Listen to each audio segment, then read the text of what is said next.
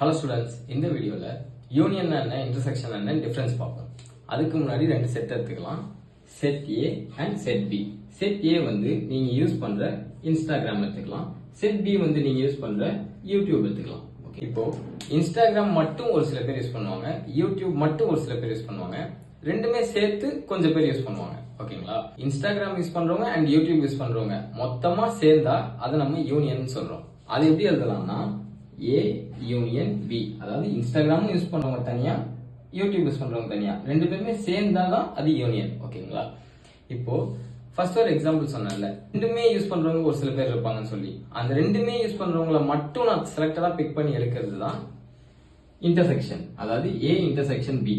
Use பண்றவங்க Insta YouTube use பண்றவங்க மொத்தமா சேர்ந்தாங்கன்னா அது யூனியன். ரெண்டு சேர்த்து யூஸ் பண்றவங்க மட்டும் வந்தாங்கன்னா அது இன்டர்செக்ஷன்.